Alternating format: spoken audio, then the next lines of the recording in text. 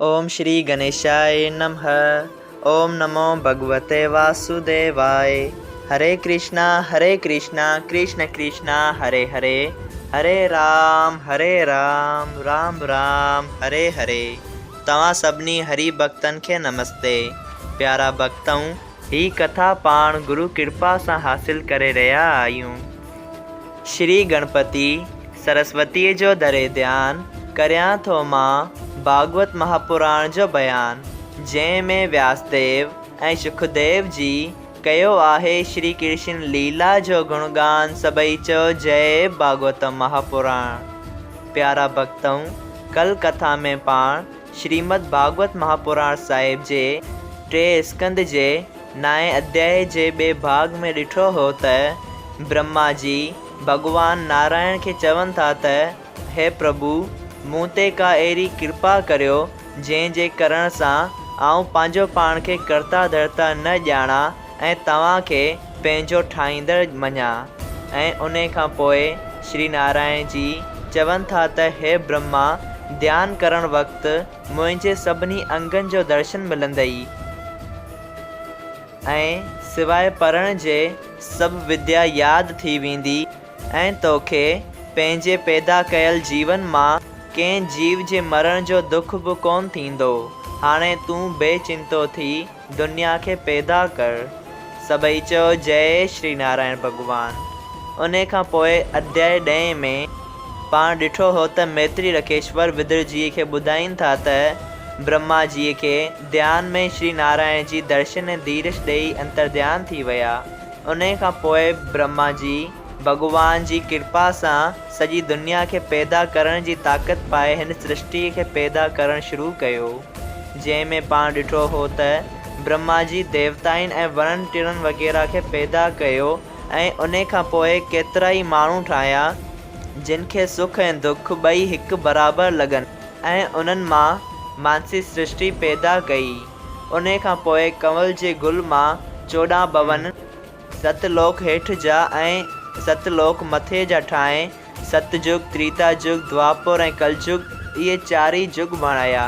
ऐं उन खां पोइ वर्य, महीना, गरियूं ऐं पलनि जो हिसाब ठाहियो, जंहिं मूजिबि इंसान, दैतन ऐं राक्षसन ऐं ॿियनि सभिनी जीवन जी उमिरि पूरी थींदी आहे। सभई चओ जय श्री कृष्णा।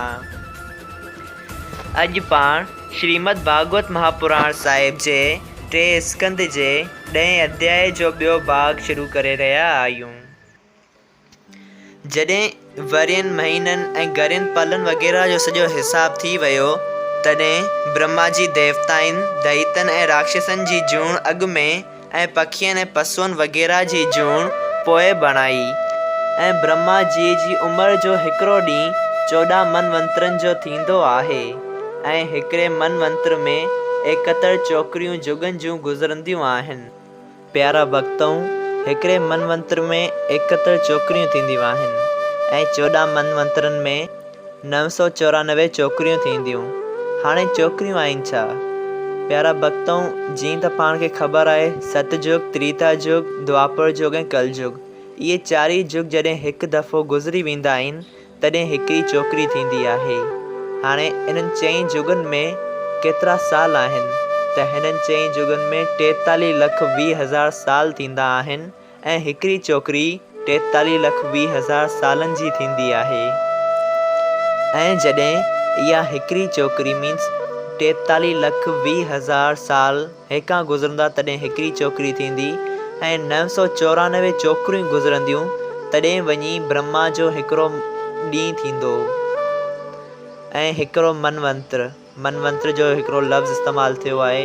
जीअं पाण ॾिसंदा आहियूं साल आहे, ॾींहुं आहे, त वक़्त जे हिसाब सां वक़्त खे ॻणण लाइ उन मनवंतर जी हिकिड़ी टर्म इस्तेमालु थी आहे। मनवंतर हिकिड़ो हूंदो आहे जंहिंमें 71 छोकिरियूं हूंदियूं आहिनि। पाण हीअं बि चई सघूं था त 14 मनवंतरनि जो ब्रह्मा जो ॾींहुं थींदो आहे। हीअं बि चई सघूं था त 994 छोकिरियुनि जो ब्रह्मा जो हिकिड़ो ॾींहुं थींदो आहे। ब्रह्मा जे ॾींहं खे पाण ब्रह्म ॾींहुं बि चवंदा आहियूं। ऐं जेकॾहिं पाण ब्रह्म ॾींहं खे पंहिंजे हिसाब सां ॻणियूं त हिकिड़े ब्रह्म ॾींहं में 4 अरब 29 करोड़ 40 लख ऐं 80 हज़ार साल थींदा आहिनि। तॾहिं वञी ब्रह्मा जीअ जो हिकिड़ो ॾींहुं पूरो थींदो आहे। ब्रह्मा जीअ जे उन ॾींहं जे हिसाब सां 30 ॾींहंनि जो महीनो थींदो आहे ऐं 12 महीननि जो हिकिड़ो वर्य साल थींदो आहे। ऐं ब्रह्मा जीअ जी उमिरि 100 वरियनि जी आहे। ऐं ब्रह्मा जीअ जी राति बि उन जे ॾींहुं जेतिरी थींदी आहे। मतिलबु त 14 मनवंतरनि जो ॾींहुं थींदो आहे ऐं 14 मनवंतरनि जी हिकिड़ी राति थींदी आहे। हरे कृष्णा। ब्रह्मा जी सॼो ॾींहुं सभिनी जीवन खे पैदा कंदो आहे ऐं जॾहिं ब्रह्मा जीअ जो हिकिड़ो ॾींहुं गुज़री शाम थींदी आहे तॾहिं प्रलय थी जगत जा सभु जीव नास थी वेंदा आहिनि। जॾहिं राति गुज़री वरी सुबुह थींदी आहे तॾहिं ब्रह्मा जी सभिनी जीवन खे उन्हनि जे कर्म मुआफ़िक़ जूणियूं ॾींदो आहे। अहिड़ी तरह जॾहिं 50 वर्य जी उमिरि ब्रह्मा जी थींदी आहे तॾहिं उन्हनि खे अधु प्रलय चवनि था। जॾहिं 100 वरियनि जी उमिरि ब्रह्मा जी पूरी थी उन जो बदन छुटी वेंदो आहे तॾहिं महाप्रलय थी करे चई तरफ़नि सिवाय पाणीअ जे ॿियो कुझु नथो रहे। हिकिड़ो उहो ई आदि पुरुष अविनाशी अकेलो रहंदो आहे। हे विदुर जी, इहो हाल हिकिड़े ब्रह्मांड जो ॿुधायो अथमि। हिन ॿियनि ब्रह्मांडनि जो हाल गोलड़ जे फुल वांगुरु सम्झणु घुरिजे। अहिड़ी तरह जा घणा ब्रह्मांड सभिनी जे पैदा ऐं पालना ऐं नास करण वारो आदि पुरुष भॻवान आहे। उन जी मर्ज़ी पवे त केतिरा ई हज़ार ब्रह्मांड हिकिड़ी साथ में पैदा करे सघे थो। उन जो भेद कोई नथो ॼाणी सघे। उहो नारायण जी उन वक़्तु हो जॾहिं ॿियो कोई न हो ऐं जॾहिं कुझु बि न रहंदो तॾहिं बि उहो ई अविनाशी पुरुष क़ाइमु हूंदो। मौत उन वटि नथो अची सघे। हू हमेशह हिकिड़ो रूप रही घटिजण ऐं वधण सां को कमु नथो रखे। जो कुझु हिन ब्रह्मांड में ॾिसी थो सो सभु उन जी रचना आहे। जो कमु भलो या बुरो आदमीअ खां थींदो आहे सो सभु उहो ॼाणंदो आहे। हिन ब्रह्मांड खे गोलड़ वांगुरु सम्झणु घुरिजे। जहिड़ी तरह गोलड़ जे फुल में नंढा नंढा मच्छर रही उन फुल जे छिॼण वक़्तु उॾामी था वञनि तहिड़ी तरह ब्रह्मांड में सभु जीव रही परमेश्वर जे भेद खे को बि नथो ॼाणे। जंहिंखे सत्संग करण सां ज्ञान प्राप्त थिए थो सो माण्हू सारे वहिंवार ऐं हिन बदन खे कूड़ो सम्झी सभिनी जीवन में परमेश्वर जो चमत्कार बराबरि ॼाणंदो आहे।